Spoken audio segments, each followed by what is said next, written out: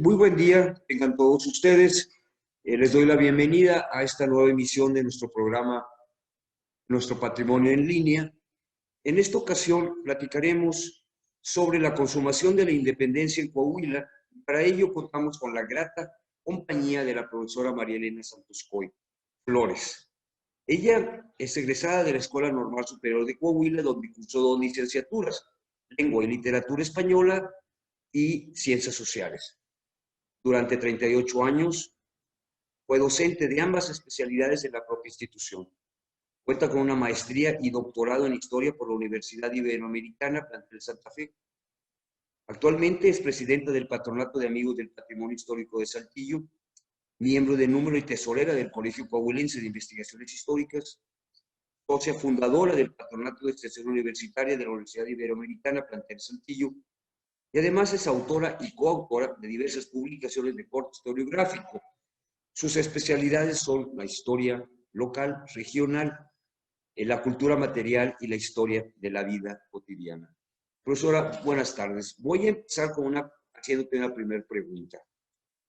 Este 27 de septiembre conmemoramos un aniversario más de la entrada del ejército trigarante a la Ciudad de México en 1821. Y el día siguiente, 28, la firma del Acta de Independencia de México. Pero esto no pudiera haber sucedido sin el alzamiento armado de 1810. La pregunta es, ¿cuáles fueron las causas o antecedentes de este estallido independiente insurgente en 1810?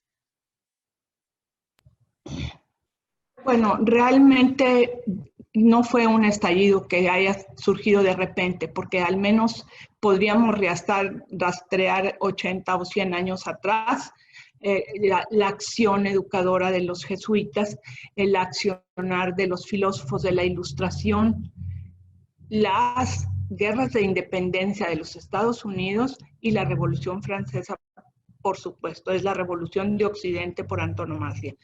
Entonces, la corona española se puso muy intransigente respecto de los libros y textos y folletos que pululaban por Europa y tratar de que no entraran a las colonias iberoamericanas. Sin embargo, de una forma u otra, lograron entrar los escritos, los libros de la Ilustración. Se sabe de muchas personas, entre ellos el cura Hidalgo, que poseían los libros escritos por Rousseau, Montesquieu, Voltaire, etc. Entonces, realmente las ideas ya estaban aquí desde hace mucho. Las ideas independentistas, yo considero que casi desde que los Borbones accedieron al trono español, los españoles empezaron a rebelarse, porque resulta que en 1700 la corona española quedó acéfala, Carlos II murió sin sucesión y entonces heredó el trono por parte de la mamá, de la hermana de Carlos II, estaba casada con el rey Sol de Francia, y entonces va a ser el nieto de Luis XIV el que va a acceder al trono español con el nombre español de Felipe V. Esto ocurrió 1707, por ahí así. Entonces, al llegar los Borbones a España, se dieron cuenta de que estaba en quiebra el gobierno. Tenía al menos todo el siglo XVII de sus finanzas estaban en bancarrota. De hecho, a la última dinastía de los Habsburgos o Austrias se le conoció como la dinastía de los reyes holgazanes. Entonces los Borbones se propusieron arreglar las finanzas sobre todo. Y a partir de la fecha de Felipe V empezó a francesarse las formas de gobierno y las formas de control. Al mismo tiempo que trataron de introducir ciertas ideas modernas, pero que únicamente iban a estar enfocadas en los impuestos y en la regulación fiscal. Entonces, pues, ahí tenemos, pues, el estallido de Dolores, que realmente los liberales, que son los que escribieron la historia de México, la primera historia, decidieron darle el peso de la insurgencia a Hidalgo y a los demás caudillos. pero realmente el que hizo la independencia, los que hicieron la independencia fue Iturbide, y sin embargo la historia local lo ha denostado mucho. Y entonces aquí tenemos en Saltillo que llegaron los insurgentes en 1811, el 7 de enero, a Buenavista, y allí enfrentaron a las tropas realistas que venían desde Monclova, donde estaba la capital, a enfrentarlos. Refieren las crónicas locales que en esa fecha el ejército realista se pasó en pleno al bando insurgente sin disparar un solo tiro. Resulta que llegan aquí los insurgentes y por supuesto que los miembros de la clase privilegiada ni los miembros del cabildo estaban preparados para una cosa semejante. Entonces no vieron con buenos ojos la causa independentista de Hidalgo. De hecho, Hidalgo no venía con la primera caravana, llegó hasta después.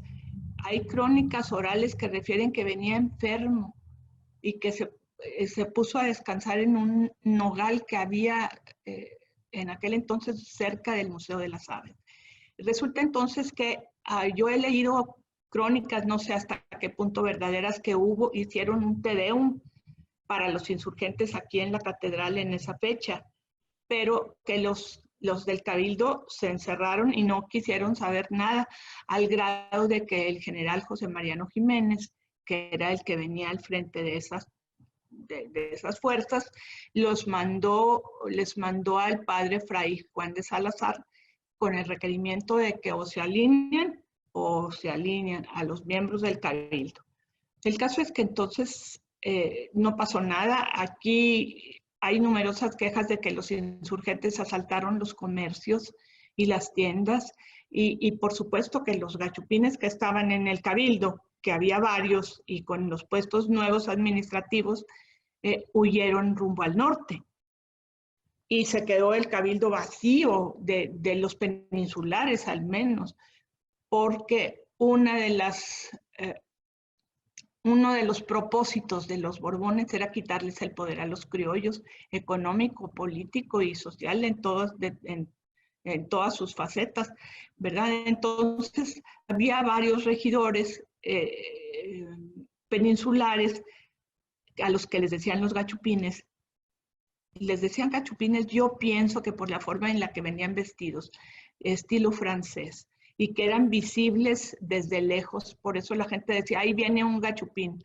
Los primeros colonos no fueron tildados de gachupines, aunque fueran españoles, sino los últimos, los que llegaron con las reformas borbónicas. Pero, ¿cómo se llega a la proclamación de la independencia en Saltillo el 1 de julio de 1821? Pues muy bien, una vez que los caudillos fueron prisioneros y enviados a Chihuahua, donde fueron fusilados, pues las cosas se calmaron un poco. Luego pasó el movimiento de Morelos, luego la llegada de Francisco Javier Mina, etcétera, pues alentaban un poco las ideas independentistas, pero realmente la corona aflojó un poco su vigilancia porque las cosas como que se calmaron. Pero desde la llegada de Mina empezó a cundir en la Comandancia de Oriente, o sea, Texas, Nuevo León, Coahuila y Tamaulipas, las ideas independentistas, otra vez efervescencia. Y resulta pues que para entonces, 1821, los saltillenses, peninsulares y criollos por igual, ya estaban más que preparados. Si con Hidalgo no quisieron insurreccionarse, a la hora en que les tocaron sus intereses, pero fuertemente, estaban más que listos para independizarse. Resulta que hacia 1760 o 70, por esa década, la corona española envió a un visitador general, don José de Gálvez Gallardo, un sujeto nacionalista de origen andaluz, que le propuso a la corona que para recaudar mejor los impuestos y controlar mejor el gobierno, se dividiera a la Nueva España en dos entidades. En el sur iban a estar 12 intendencias de tipo francés, gobiernos de tipo afrancesado, y en el norte se iba a erigir una comandancia general de las provincias internas. Esa comandancia general luego se dividió en internas de Oriente y internas de Occidente.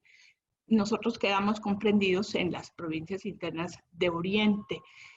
Desde ese momento, entonces, que llegó aquí el marqués de Sonora, Gálvez, José de Gálvez, empezaron a llegar censos y requerimientos más fuertes de los que antes se habían suscitado, porque desde 1728 impuso la corona la alcabala a las provincias de acá norteñas. Eso le produjo a la gente mucho descontento porque previamente Saltillo y la parte de acá de la Nueva España pagaban con su dinero a las tropas que protegían la región o las milicias, vamos, no había tropas establecidas y entonces no les cobraban la alcabala. La alcabala es el impuesto general sobre ventas y transacciones. Entonces la gente empezó a molestarse en 1728. En 1733 los ricos de Saltillo, que eran un puñado, aquí no había minas ni excesivas riquezas, protestaron ante la corona y fueron tan enérgicas sus protestas que lograron que la corona les devolviera los impuestos que según ellos habían pagado de más. Entonces, ahí no pararon las cosas. Eso fue nomás la punta de lanza de la incesante goleada, amarejada de impuestos con los que la corona española iba a agobiar a los novohispanos y a nosotros, a los coahuilenses en general. Y así resultó. Entonces, al rato subieron la alcabala del 2% al 4%, después al 6%, después al 8%. Al final, ya pagaban el 12% de impuestos. Si los vecinos, porque así se les llamaba antes, aquí se les decía vecinos, no se conocía la categoría de ciudadanos.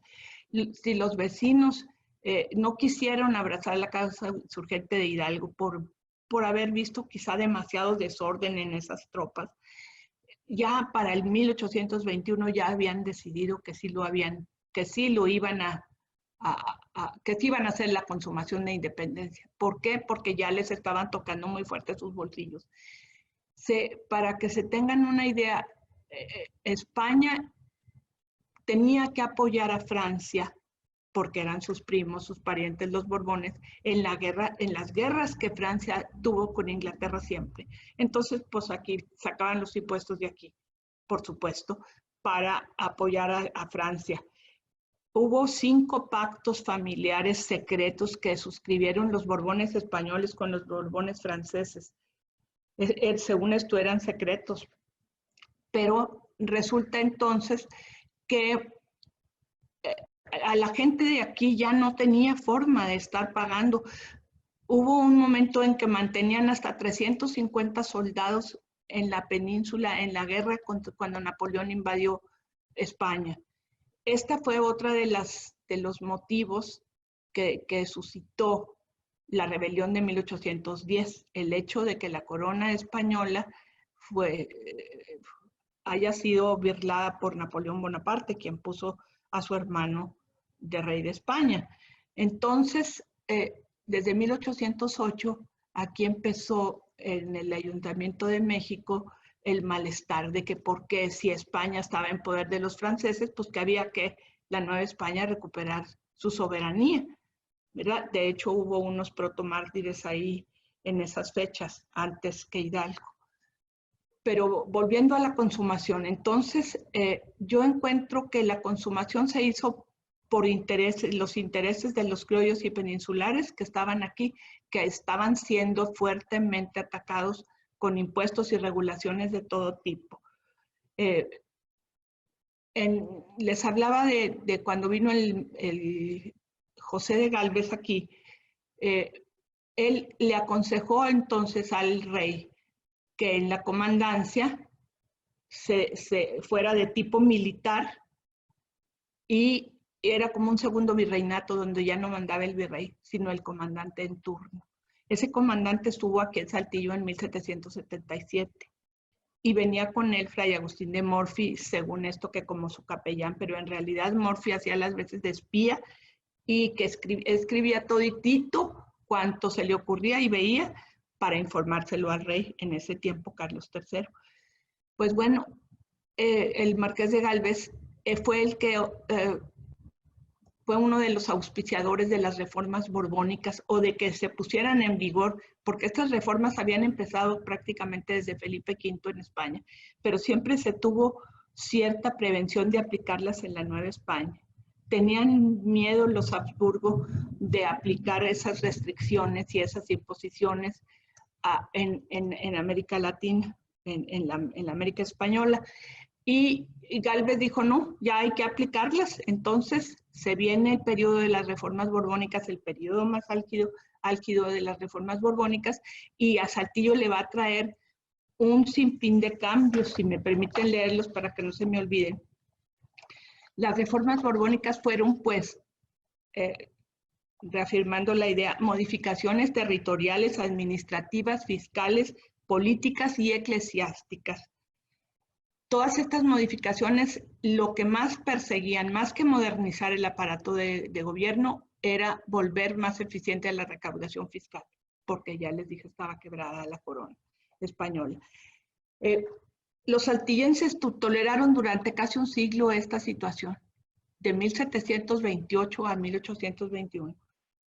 Las modificaciones que afectaron directamente a Saltillo en ese tiempo fue en 1777-87 la superestructura política va a ser dirigida por la Comandancia General de las Provincias. En 1789 se formaron 2 compañías de dragones presidiales de Santiago. Sus puestos iban a estar ocupados únicamente por europeos, por españoles nacidos en Europa. Ya no los criollos. En 1783 se va a erigir una pagaduría para controlar el estanco real y pagar los sueldos de las milicias. En 1786, Saltillo y Parras fueron segregados de la Nueva Vizcaya para anexarlos a Coahuila de la Nueva Extremadura. En 1789, la jurisdicción eclesiástica de Saltillo pasó a la nueva diócesis de Linares, que fue erigida entonces. Por ese tiempo desaparecía el antiguo cargo de alcalde mayor, que había funcionado durante 300 años. El virrey y las audiencias pasaron a ser nada más, en asuntos de la comandancia, nomás pasaron a ser jueces de última instancia. En asuntos hacendarios solo podía ordenar o conocer de ellos el intendente de San Luis Potosí. ¿Y saben por qué? Porque el comandante general, don Teodoro de Croa, el primer comandante general, dijo, yo me hago cargo de todo, pero de los asuntos financieros no puedo, porque absolutamente todas las causas, y por eso entonces mandaron esa comisión que San Luis Potosí, el intendente de San Luis Potosí fuera el que conociera sobre asuntos hacendarios locales. En esa fecha también el Consejo Municipal de Saltillo quedó obligado a consultar al intendente de San Luis Potosí para todos los asuntos financieros. Se crearon varios cargos burocráticos para peninsulares, como el estanquero real, el que iba a controlar los productos del estanco real como la pólvora, el papel sellado, el tabaco y los naipes. Solo en el estanco real se podían adquirir estos productos. Se creó el puesto de administrador de correos y alcabalas provinciales y el de cajero real. El cajero real, bueno, ya saben que fue Manuel Royuela, que huyó precisamente cuando llegaron los Hidalgo. En el Cabildo se creó también el cargo de juez regidor depositario general, que fue muy redituable desde el principio porque se encargaba de de manejar los bienes intestados y ¿qué creen? Los manejaba para su provecho. O sea, lo que quedara era para él. Dentro del obispado de Linares también hubo cargos que, por supuesto, los importantes los desempeñaron los peninsulares, como el de diezmero real y tesorero de bulas.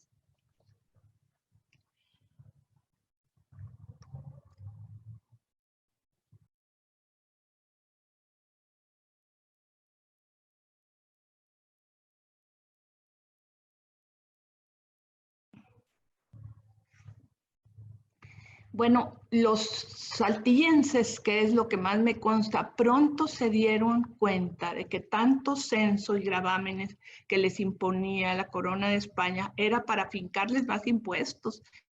Entonces se empezaron a ocultar parte de sus bienes a la hora que llegaba el censor. El censor tenía que ir acompañado del cura para que, o te vas al infierno, si no me dices la verdad.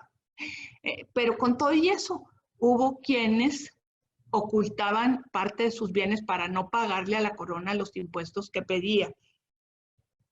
Entonces, hubo entre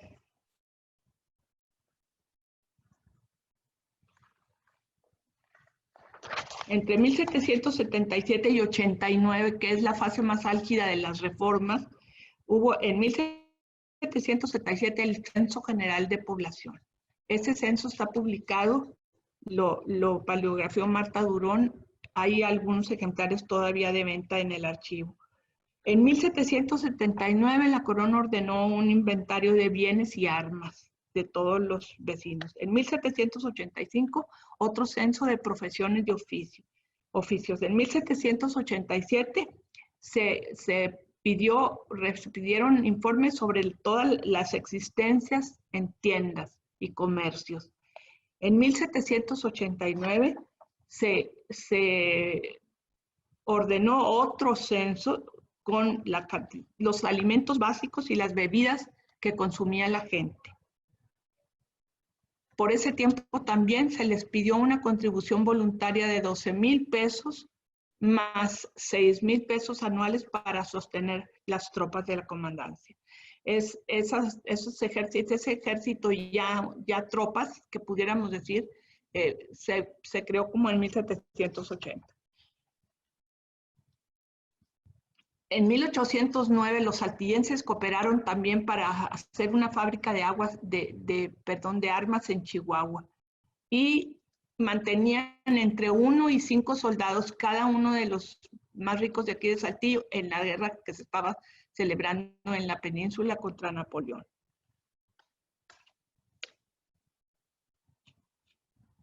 Por ese tiempo, cuando llegó Mina más o menos, el temor del gobierno hizo que fortalecieran las tropas que custodiaban la región y darles más dinero y más comida en especie. El cabildo ya estaba muy temeroso, el cabildo de Saltillo para entonces, y claro, pues la mayoría eran españoles.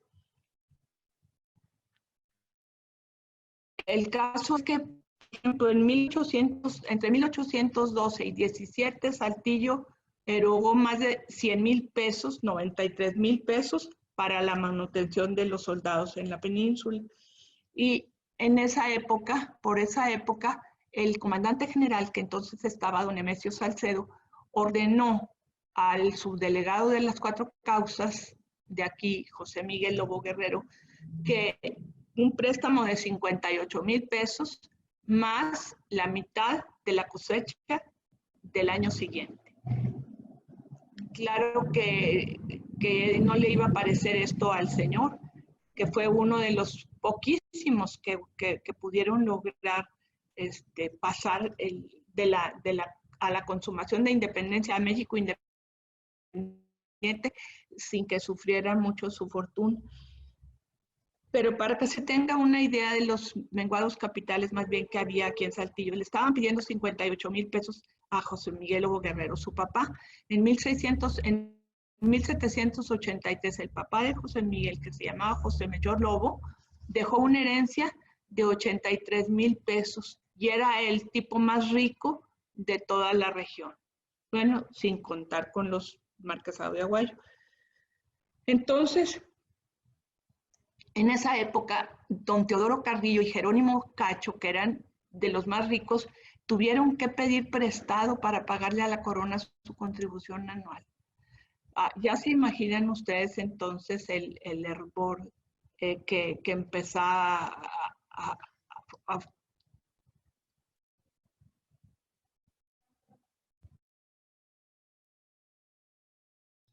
Profesora, tengo entendido que había en Saltillo un personaje de nombre Francisco Antonio de Iturbide.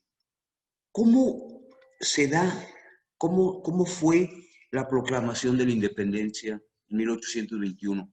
Sobre todo, la curiosidad, ¿por qué se da esto en julio, justo antes incluso de los tratados de Orizaba, antes de que se siguiera, antes de la entrada del ejército de Galante, meses antes? ¿Por qué se anticipa esto en Saltillo el 1 de julio de 1821? ¿Y qué hace aquí un pariente de Agustín Iturbide?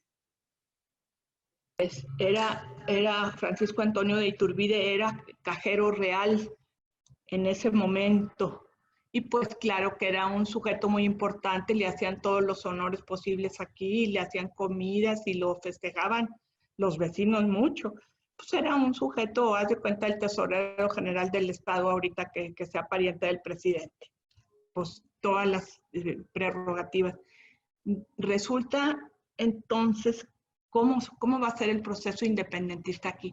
Con esta efervescencia de las nuevas ideas, de la imposición arbitraria de impuestos que siempre manejó la corona como voluntarios y la negación del criollismo, porque una de las reformas borbónicas era quitarles el poder a los criollos y a la iglesia en favor de los gachupines, o sea, de los nacidos en Europa.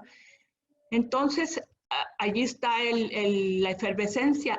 Cuando los rumores llegan a la comandancia, en ese tiempo encabezada por Joaquín de Arredondo, el comandante Joaquín de Arredondo, la sede de la comandancia ya estaba en Monterrey para entonces. Cuando empiezan los rumores de que hay un posible golpe, a Arredondo se le ocurre mandar pedir los bienes que había en la Caja Real de aquí para custodiarlos en Monterrey. Por supuesto que el tesorero, el ministro tesorero y los cabildos, los capitulares, se niegan porque no estaba dentro de las funciones del comandante tratar los asuntos hacendarios. Sí, como les dije, con el intendente de San Luis Potosí, era el que se encargaba de eso. Entonces, el ministro tesorero no le hizo caso a Arredondo. Arredondo hasta en 2 ocasiones le mandó decir que le mandara la Caja Real. De todos modos estaba vacía la lamentada caja, pero bueno, que se la mandara, y con la negativa de decidió consultar al cabildo. Entonces el cabildo, temeroso, el cabildo dijo que no iba a mandar la Caja Real hasta consultar a un experto. Entonces, si no me equivoco, el experto fue don Manuel Carrillo, el licenciado don Manuel Carrillo, al que consultaron. Pero esta dilación hizo enfurecer a Arredondo, quien decidió mandar un batallón que tenía el batallón fijo de Veracruz, que estaba acampado en Monterrey, que lo tenía ahí en Monterrey, lo decidió mandarlo a Saltillo para que a fuerza se llevara la Caja Real, lo que había en la Caja Real. Entonces el pueblo y los vecinos, al saber que venía sobre Saltillo un batallón, pues imagínense, rápidamente el cabildo se puso de acuerdo y poquitos días antes ya estaba el batallón acampado en la Cuesta de los Muertos, el batallón fijo de Veracruz. Y entonces ocurrió un suceso que no he podido investigar bien a bien, la insurrección de los granaderos en contra de la comandancia. Los granaderos locales encabezados aquí por Juan José Sánchez Navarro y Simón de Castro, dos tenientes de granaderos de las tropas realistas, decidieron insurreccionarse contra la comandancia de Arredondo. Y eso hizo que, eso posibilitó la ayuda de los granaderos, posibilitó que los vecinos se unieran al movimiento y que Lobo Guerrero, el subdelegado renegado, fungiera como portavoz ante los miembros del Cabildo, a los que no les quedó remedio más que decretar esa misma noche la independencia. La noche del 1 de julio de 1821, en la Plaza Real, conocida a partir de entonces como Plaza Independencia, ahí se decretó la consumación. Ahora, ¿por qué fue 2 meses antes de que se hiciera lo propio en la Ciudad de México? Bueno, pues parece ser que ahí anduvo, aparte del malestar de los vecinos, ¿sí? De los impuestos, de todo lo que venían sufriendo por parte del gobierno español. Parece que ahí anduvo ciertos líos de faldas, Arturo, que no pasa de ser hipótesis. Resulta que Joaquín de Arredondo, el comandante, estaba casado con una hermana del teniente Nicolás del Moral, uno de las tropas realistas, teniente de las tropas realistas, y parece ser que se había separado de ella, que la trataba muy mal y que era muy berrinchudo Arredondo, y aparte le ponía los cuernos a doña Lupita. Resulta que por esas fechas posiblemente hubo el desacuerdo entre Arredondo y doña Lupita, y entonces, ¿por qué? Nicolás del Moral se convierte en cabeza casi visible del movimiento. Sería un problema de eso. Yo lo agregué a mi artículo nada más como una posible sugerencia, porque 2 meses antes es mucho tiempo para proclamar la independencia aquí en Saltillo. Mucho tiempo. Son 2 meses en que se prepararon en todas partes, porque en México fue hasta septiembre la promulgación de la independencia. Pues entonces hay que seguirle más la pista a este enredo de Lupita del Moral y de Joaquín de Arredondo, porque pues hay cosas muy interesantes que no se han dicho, pero pueden pasar también al ámbito de la novela o de la literatura. Interesantísimo. Otra pregunta. Una vez proclamada la independencia en Saltillo, ¿cuáles fueron las repercusiones regionales de esta decisión? Bueno, al enterarse Arredondo de esto, inmediatamente 3 días después, fue el día 3 de julio, que reunió a todos las gentes importantes de Monterrey y decretó, juró la consumación de independencia. Y el día 5 de julio le llegan las noticias a Monclova, a donde estaba la capital de Coahuila, y entonces allá el 5 de julio se decreta la consumación de independencia.